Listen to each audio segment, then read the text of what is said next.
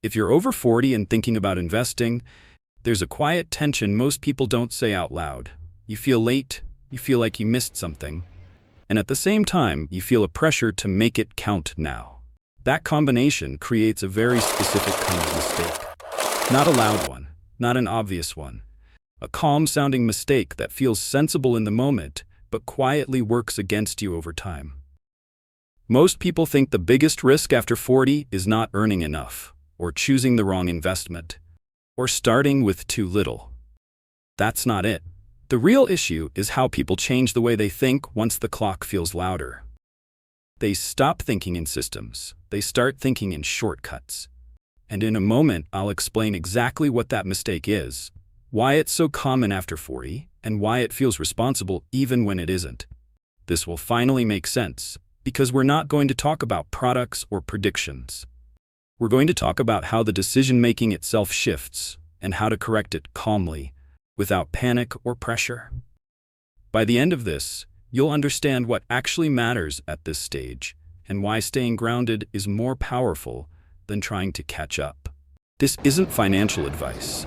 It's a simple, educational breakdown of how investing behavior tends to change later in life, and how that change can quietly create problems. Nothing here is about quick wins. Nothing here is about beating the market, finding hidden opportunities, or making up for lost time overnight. This is about understanding the mental trap that shows up after 40, often disguised as maturity and caution, and seeing it clearly enough to avoid it. Many people who start earlier struggle with impulsiveness. Many people who start later struggle with something different. Overcorrection. They don't take reckless risks, they take misaligned ones. In a moment, I'll show you how that happens, why it feels logical, and why it's the single biggest investing mistake people make once time feels more visible. And importantly, we'll do this without urgency, because clarity works better than pressure, especially at this stage. I'll break this into 3 clear parts. First, we'll define the biggest investing mistake people make after 40, and why it almost never feels like a mistake while it's happening.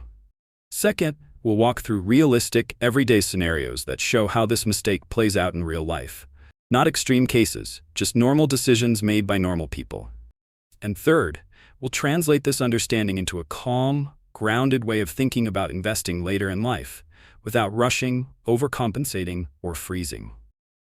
As we go, I'll also contrast what people assume they should do at this age with what's actually happening beneath the surface.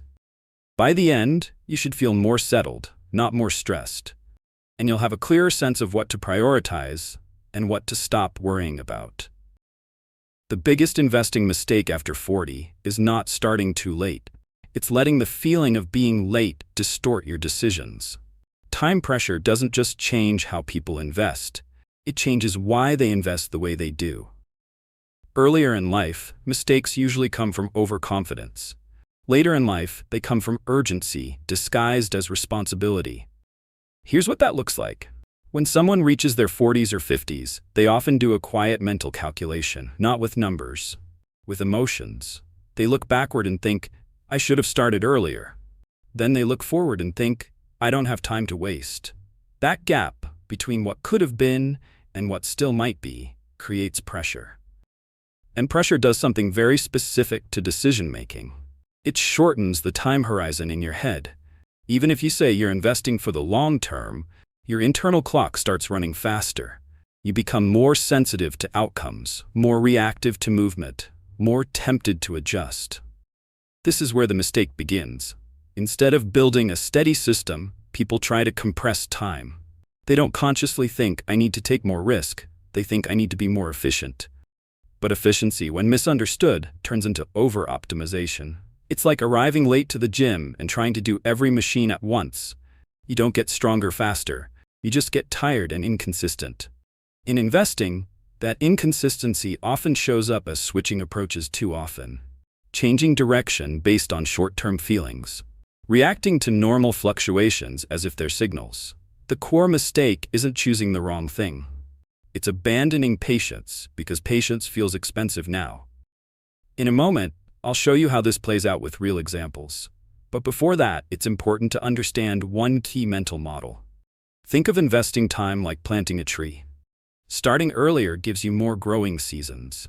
Starting later doesn't mean the tree can't grow. But many late starters make the mistake of shaking the soil every few months to check progress. That doesn't help the tree grow faster. It slows it down. After 40, the temptation isn't to gamble wildly. It's to interfere too often. Another way to see this is through control. Earlier investors struggle with letting go of control because they feel invincible. Later investors struggle because they feel accountable. They want reassurance. They want confirmation. They want proof that they're doing the right thing. So they monitor too closely. They adjust too frequently. They react too emotionally, even while believing they're being careful. This creates a paradox. The more responsible you try to be, the more fragile your strategy becomes. Because long-term investing only works when short-term noise is allowed to exist without response. And when time feels scarce, noise feels louder. In a moment, I'll walk through specific scenarios that make this clearer. But first, there's another layer to this mistake that matters even more. Many people after 40 confuse risk reduction with discomfort reduction. They avoid uncertainty, not risk. They choose what feels calm today, even if it quietly undermines growth over time. That's why this mistake is so common and so hard to spot. It doesn't feel reckless, it feels prudent, but prudence without patience becomes its own form of risk. And once you see that, everything else starts to click. Let's make this real. Imagine two people, both 45 years old, both starting to invest seriously for the first time. Person A feels behind but accepts it. They decide to focus on consistency and simplicity. They understand that progress will be gradual. Person B feels behind and uncomfortable with it. They want reassurance that they're making the most of every year. On the surface, both people might choose similar investments. The difference shows up in behavior. Person A checks in occasionally. They let time do its job. Person B checks constantly. They adjust based on how things feel. When markets move up, person B feels relief. When they move down, person B feels regret. That emotional swing leads to small changes. Small changes compound into inconsistency. Here's the important part. The mistake isn't that person B is emotional. It's that they interpret emotion as information. They assume discomfort means something is wrong. They assume calm means something is right. But investing doesn't work that way. In real life, the most productive periods often feel boring, and the most dangerous periods often feel exciting or urgent.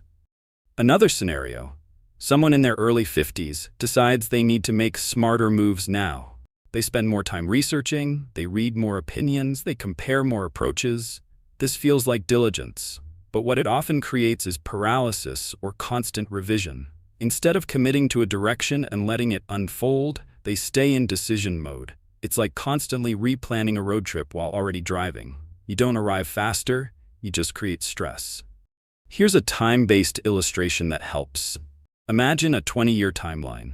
In the first 5 years, progress looks slow. In the middle 10, it looks steady. In the final 5, it looks meaningful. Most late starters focus obsessively on those final 5 years. They want to accelerate the visible part. But the system doesn't respond to urgency, it responds to consistency. Trying to force results early usually reduces the total outcome. Now let's contrast assumptions with reality. People assume, I need to be more active now. What's actually happening? Activity increases friction. People assume, I can't afford to wait. What's actually happening? Waiting is the mechanism. People assume, playing it safe means fewer mistakes. What's actually happening? Safety without growth creates a different risk. Here's what this looks like in everyday life. A late starter switches strategies every year. Not because the plan is broken, but because the lack of visible progress feels uncomfortable. Another late starter sticks with one approach, but constantly second-guesses it. They never fully commit emotionally, so every downturn feels personal. Both outcomes come from the same root: time anxiety. And time anxiety is the silent driver behind the biggest investing mistake after 40. Before we move to how to think about this differently, there's one more contrast that matters. People often think earlier investors have an unfair advantage. They do have more time. But later investors often have something else: stability, more predictable income, clearer priorities, better emotional regulation. When those strengths are used properly, they can compensate for time. When they're overridden by urgency, they're wasted. In a moment, I'll show you how to use that stability correctly, without overthinking or rushing. The goal after 40 is not to catch up, it's to remove friction. The more decisions you eliminate, the more effective your system becomes. Start by shifting your internal benchmark. Stop measuring progress in months, measure it in years. If something isn't meant to work over years, it's not meant to work at all. Next, prioritize consistency over optimization. A simple approach executed calmly for a long time will outperform a clever approach constantly adjusted. You don't need to monitor often, you need to stay the course. Another helpful reframing is this. Instead of asking, "Is this the best thing I could be doing right now?" Ask, "Is this something I can stick with when it feels boring or uncomfortable?" That question filters out most mistakes. Also, reduce decision points. Fewer choices mean fewer emotional reactions. Fewer reactions mean better outcomes. Finally, accept the emotional reality of starting later. There will be moments of regret. There will be moments of doubt.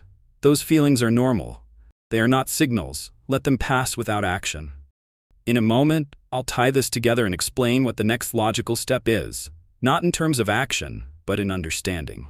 Starting after 40 doesn't doom your investing future. But letting urgency drive your decisions quietly does. The biggest mistake isn't the timing. It's abandoning patience because time feels louder. When you understand that, everything becomes calmer. You don't need to rush. You don't need to overcompensate. You don't need to react to every movement. You need a system you can live with. A system that doesn't demand constant attention. A system that works even when you're busy. A system that respects time instead of fighting it. Understanding the psychology matters more than choosing perfectly. If you want to go one step deeper, the next thing to understand is why starting late isn't actually the core problem, and what usually is instead. That's what the next video explains. Take your time. Clarity compounds too.